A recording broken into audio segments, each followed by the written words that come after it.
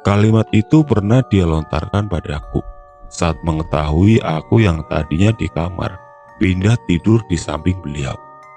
Gara-gara buku yang kubaca seharian, kalau tidak salah judulnya Dialog dengan Jin. Bapak yang menemukan buku itu di dekatku hanya senyum-senyum saja.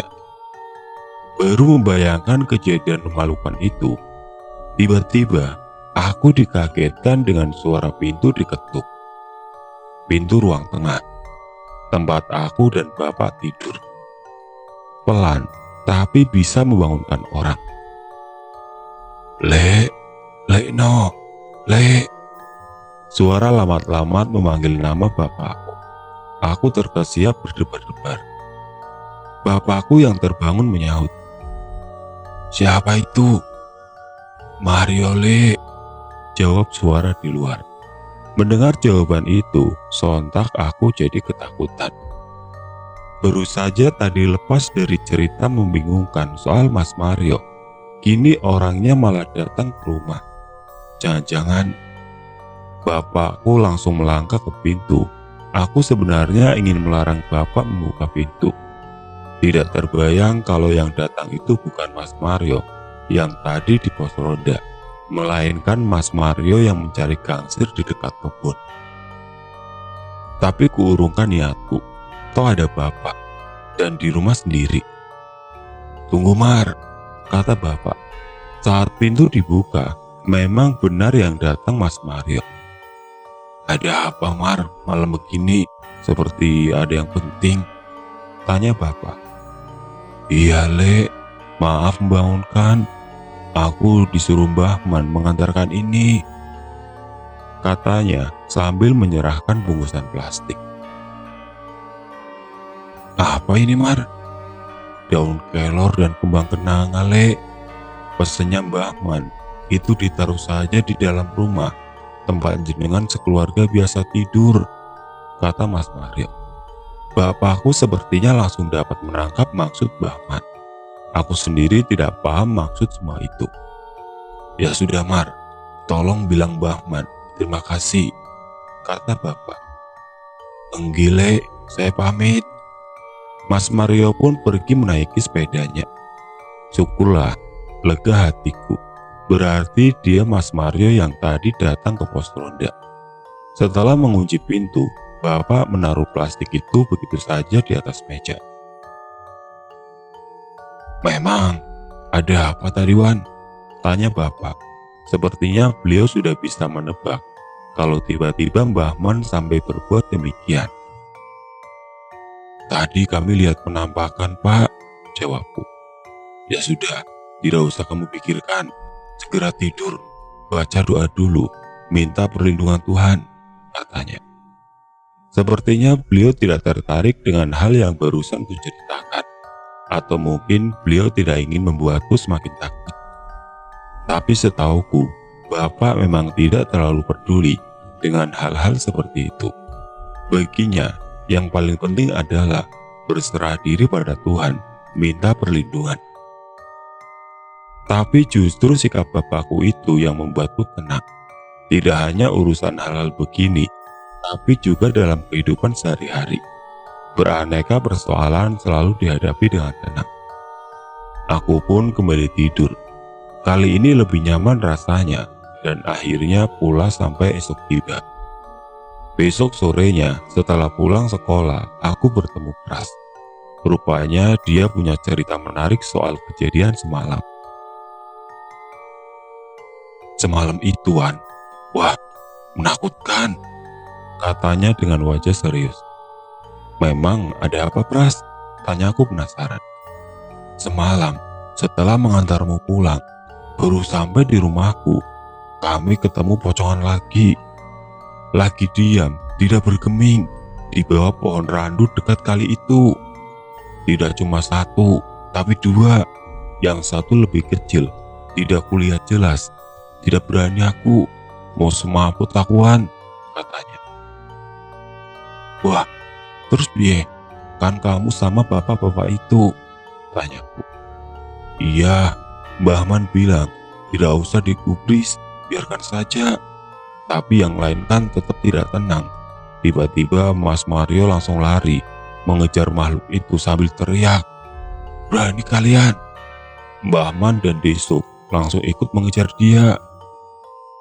Mungkin Mas Mario itu kesal karena ada yang menyerupai dia semalam. Lanjut Pras. Menurutnya, kejadian itu serba cepat. Makhluk yang dikejar Mas Mario itu pun serta-merta menghilang sebelum sempat mendekat. Tapi setelah itu, terdengar suara-suara aneh dari atas pohon randu. Randu paling besar dekat kali. Mas Mario kalap. Dia terus mengejar, bahkan menggoncang-goncang pohon itu. "Ayo turun kalian, aku tidak takut." Tapi malah terdengar seperti suara jeritan melengking. Sakit di telinga, lalu hilang sama sekali. "Merinding tenan iki Wan," ujar Pras. "Untung aku Pras, sudah pulang duluan." "Lah, tapi semalam itu Mas Mario datang ke rumahku loh," kataku. "Iya, disuruh Mbah Man. Setelah kejadian itu, mereka mampir di rumahku. Bapak-bapak itu menenangkan Mas Mario dulu. Mbah Man akhirnya minta dicarikan kelor sama kenanga yang kebetulan ada di halaman rumahku. Dia menyuruh Mas Mario, Leklar dan Lady memberikan daun-daun itu ke rumah kita. Joko, Wanto, Yanto pasti juga dikasih," terang Pras. "Memang kenapa Pras? Apa ada hubungannya dengan yang kita lihat di rumah kosong itu?" "Iya, katanya untuk jaga-jaga. Boleh percaya boleh tidak, yang penting sudah usaha," kata Pras. Malam itu Mbah Man menceritakan kejadian menurut penglihatannya kepada Desuk, Lady, Leklar, Mas Mario dan bapaknya Pras. Termasuk siapa sebenarnya orang yang mengaku Mas Mario di dekat kebun yang sedang mencari gangsir itu. "Aku memang sudah disuruh masuk kamar sama bapakku, tapi aku masih bisa dengar obrolan mereka. Walaupun kadang tidak begitu jelas dan aku sendiri tidak tahu apa yang mereka maksud. Gak bisa tidur aku semalam," kata Pras. Mendengar penjelasan Pras, jantungku seperti berdegup semakin kencang. Ya, aku penasaran mendengar ceritanya. Walaupun seperti sudah aku tahu arahnya, tapi aku ingin dengar apa yang diceritakan Mbah Man semalam. Menurut Mbah Man, Mas Mario yang sedang mencari gangsir malam itu sebenarnya adalah lelembut. Kalau kalian lebih teliti, dia itu sebenarnya tidak benar-benar jongkok, tapi memang tidak ada kakinya. Dan kalau kalian peka, maka pasti akan mencium bau tidak sedap, kata Mbah Man. Tapi apa yang dibilang makhluk itu memang benar, bahwa yang dilihat Pras dan teman-temannya di rumah kosong itu memang dia. Jadi tidak perlu dicari lagi. Dan makhluk ini memang benar-benar mencari gangsir yang aku tidak tahu untuk apa, kata Pras menirukan penjelasan Mbah Man malam itu. Malah menurut beliau, semalam itu dusun kita ini sedang dikunjungi banyak makhluk.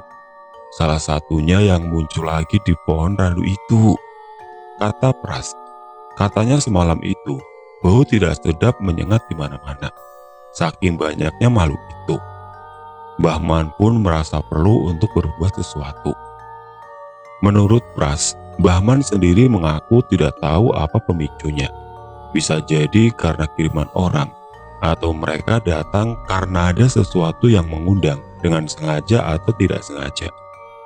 Tapi alangkah lebih baik berjaga-jaga.